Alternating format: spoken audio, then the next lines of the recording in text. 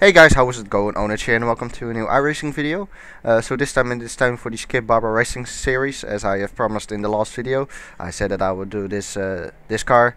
So here we are then. It's around Lime Rock Park, which is the same track as we did last video in the Spec Racer Ford.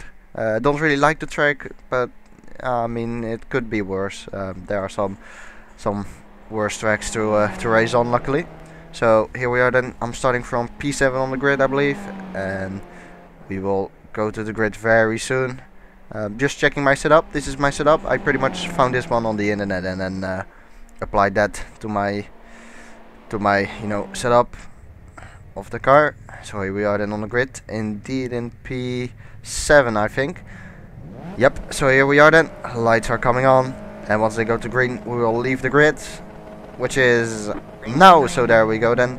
Look at my clutch. I pressed the clutch just a little bit to get the car in a little bit higher revs, which worked out pretty good. So the car, I had the fence the inside, so I'm going for the outside, which is normally not a good idea, but this time it seems to be working out a little bit. Not a little bit, it actually works out pretty good. Managed to take a place there because yeah, I went on the outside and there was the space, so that was good. So that moved us up in P6 right now, and the car gets quite bad exit out of that corner, so I'm all over him and on the outside for the next corner, which is probably not going to work because, well, it's a pretty quick right-hander as you see here, but I'm still on the outside, still going for it. We leave each other room, and there we are going on the outside. Pretty good pass, if I say so, and that moved us up in P5 now then, with a little bit of a gap to the cars in front. But I should be able to close that down a bit because, well, they are obviously battling, so that will slow them down just a little bit. Stewart is in front, and he seems to be getting a nice slipstream for the car in front of him, and he goes on the inside as I brake pretty late. Can I make the corner? Just about, yeah. Yeah, just about made the corner. Braked pretty late, a little bit too late, but there we go. As I take a way different line from the car in front, which will give me a better exit out of this corner, a much better line, and I'm in the slipstream. Can I go somewhere? Not really. Didn't get quite such a big speed advantage to overtake him, but still I'm all over him right now, and hopefully we'll have a good exit out of the final corner and then overtake him on the start-finish straight. Here we go, then this corner is pretty important. I am taking much more speed into it than him, and also a better exit, so we should be able to take him. I think we almost made contact actually, because I was pretty close to him. Side by side, but I am on the inside for the next corner, so braking late, and then that should finish the move. Although he's still on my outside, so I still have to leave him room, but nah, there's no way he's going around my outside. So that's P4 then. And ahead now is Philip. Again, look at the line I'm taking. It's so much different than the cars in front, but it every time gives me a very good traction or exit out of the corner as I go on the cross a little bit there. There's no space. It was pretty stupid, if I have to say. I mean, it was more clever to stay just behind him instead of taking a little bit of the cross there, but I couldn't really do anything there. Just had to stay behind him, but now again in the final corner, and it seems like I have quite a good exit, and I'm in the slipstream, so we should be able to pass him, as the car in front also is passing each other. So we do both similar moves, and we both gain a place. So Stewart is right now in P1, and in front of me is right now Jean, and Philip then behind me because I just overtook him. Let's see if Jean can overtake Stewart back again.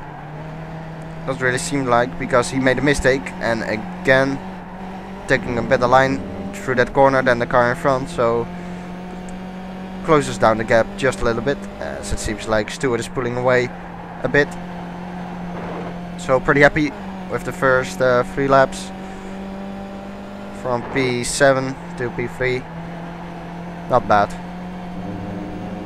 Obviously you want more.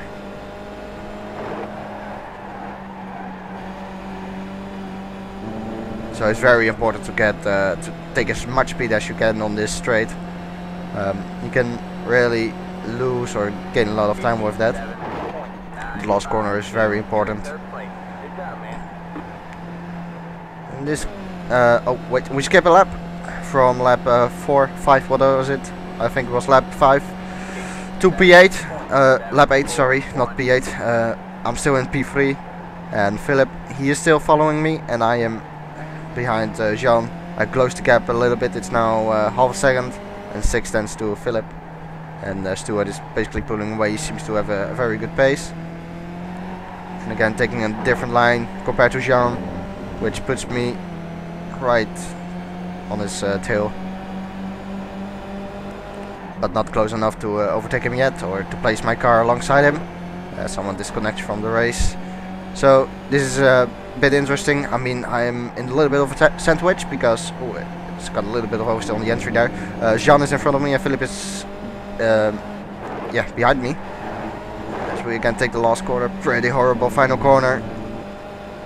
Didn't get a lot of speed on the straight, but Philip did, so Philip and me are pretty close. Philip is not close enough to overtake me, as Jean in front overtakes the inside. That will compromise his line a little bit, so look how close we are now. Very close indeed. As I take a different line again, that will give me an advantage out of this corner. And behind Jean, can I get on his inside? No, he defends the inside, so I have to go for the outside. Again on the outside for this corner. I'm again going for it, but is it enough? No, it's not enough. This is what I mean. It's so hard to overtake on the outside there. Not going to work. So I again have a better exit out of this corner. That's my main approach when I'm behind someone. I just want to get a better exit out of every single corner, because that helps a lot, especially on this out of that corner, out of the last corner, because obviously there's quite a long straight, and I'm in the slipstream now going on the outside because he defends the inside. It's pretty difficult to go on the outside here, but can I take him? I don't know. He's still on my inside. We have to leave each other room, which you do indeed. Still on the outside, still on the outside, and I take him. Yep, so no contact made there, so clean racing, as I make a big mistake there. Well, not really big, but slight mistake, but luckily managed to correct it and fly away then. So that's P2 around the outside of Jean. Obviously we had to leave each other room, and pretty straightforward at the end. So P2, and it is indeed Stuart who is leading this race with quite a big gap. You can see him there driving in the distance, but he seems to be pretty quick. Now my personal best is a 57.5, I think it was, or 0.4, which I did in practice, and I do a 58.4 right now, but that was obviously with the overtake on Jean, so not a very smooth or clean lap with no traffic. So we skip a long way ahead, a long time. In lap 20 we are right now, and pretty much nothing has happened. I mean, I extended the gap to Jean. It's right now 5 seconds, and Stuart, the gap to him is 8.4 seconds, so he managed to gain like what, 4 seconds on me in the last, what is it, 9 laps. So he pretty much has the pace on me, that's for sure. I mean, my best is race is a 57.7, which I'm pretty happy about, to be honest. But Stuart has been doing low 57s the whole time, so very good pace from him. There's no way I can match that pace at the moment. I'm just driving my own race, but still I have to focus. I cannot make a mistake, otherwise it will be all over, and I have to give up second place and maybe even a spot on the podium, because I have no idea how the situation is behind Jean, if there's a car behind Jean or there's a gap to him and the car behind him. So that was my fastest lap of the race, 57.7, and I get too much on the grass there. Luckily managed to correct it, although it will compromise my line heavily for this corner, but wasn't too bad. I mean, I can tell you now that at the end of this lap I still did a 58.2 or something like that, so wasn't such a big mistake in terms of time loss. We go in lap 23 now, and braking very late for this corner, indeed getting a lot of oversteer for this corner and drifting around, and nope, spun it round, and there comes Jan in front, and he overtakes me, and I have to rejoin the track now. This is very painful, to be honest. Look at the car behind. There is indeed a car behind him, but he is not close enough, luckily, to overtake me, but that was very stupid from me. Again, making a little bit of a mistake there. So I just braked too late there and going off the track here as well. I can tell you now that I was massively frustrated right now, but you know, it was all my fault. I cannot blame anyone. It was my own fault. With just 4 laps to go, I'm right now in P3, and Jean is in front with a gap of about 2 seconds, I think. And behind me, I think it was Philip who was behind me, or no, it's not. I don't know. We will see soon. Once we cross the finish line, I pretty much brake too late for that corner, and then you get a lot of oversteer on the entry. I still tried to correct it, and I can tell you now that out of hindsight, it was better to not get on the brakes, because when I was sideways, I slammed on the brakes, simply because I just didn't want to the into the tires, because I thought that was going to happen into the the tires, like you see on the left side, hand side, because that's very easily, once you get on the grass, it's very slippery. So that's why I slammed on the brakes. But now in hindsight, I think it was better to not have done that, and maybe I could have corrected it, because I have done many drifts actually through that corner, which ended up good. But oh well, we can talk about it for ages, but so I drift a little bit there again. We can talk about it for ages, but it happens, and there's nothing you can do about it now. So Michael is behind me, and Michael is actually closing me down quite a bit. He's in my slipstream, so I'm going on the inside a little bit. So he's got no idea to go on my inside. He had a little bit of oversteer as well on the first corner. 2 laps to go then, 2 seconds to Jean in front. I have no idea if I can still overtake him. And again, I have no idea what's actually going on with me, because my driving style right now is different compared to what it was before the spin. Probably because of frustration. You know, once you get frustrated, you are a bit more aggressive. You want to go too quick, and that just leads into mistakes. It's just stupid to do that, basically. But Michael is all over me, so we have to get a good exit out of this corner, which we do have indeed. But look in the mirror, Michael spun, so that's lucky. I have to say that I'm quite lucky there, because Michael, he looked pretty close, as you saw me moving the steering wheel a little bit there. I was heavily frustrated. But as I said before, Michael was behind me quite close, but he spun.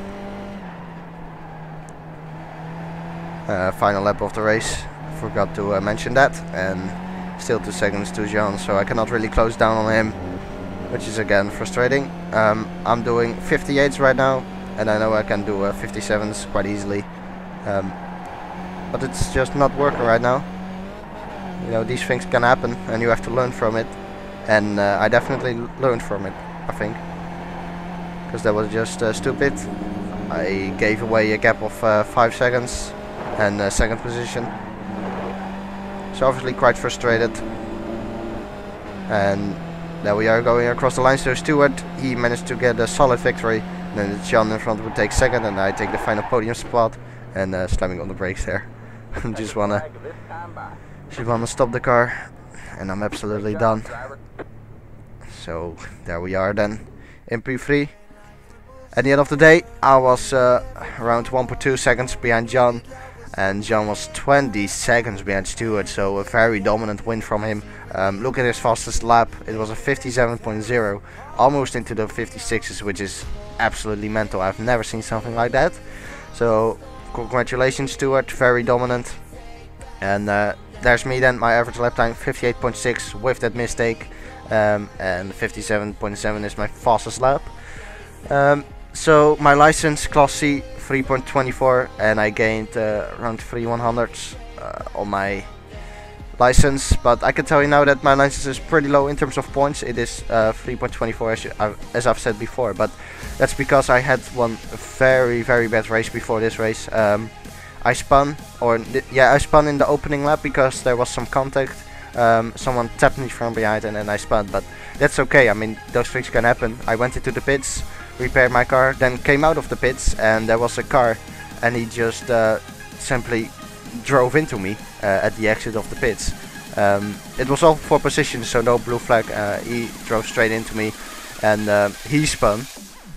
And then I continued to drive with a little bit of damage. And then later on in the race, I saw that guy again, and then he just drove straight into me on purpose. Like the track was going straight, and then he just suddenly turned into the left on me. So that made me crash and lose out a lot of points on my safety rating. But that's okay. I mean, I have to recover now. And I think that's pretty much it for this race. So I gained a little bit of iRating as well.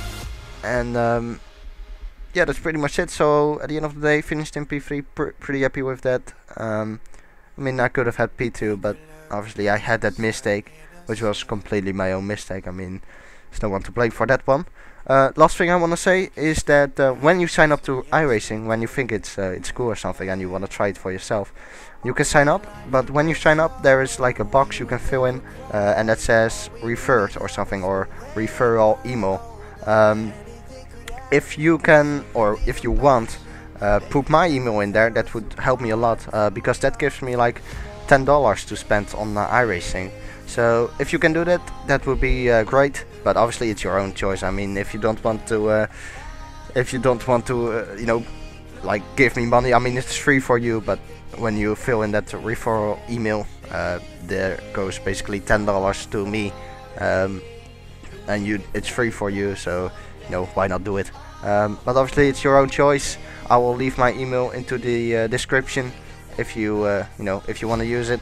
And that's pretty much it for this video. So I want to thank you guys for watching. If you have enjoyed the video, I would appreciate a like. And other than that, I'll see you guys next time. So take care, Merry Christmas, and see you next year. Goodbye.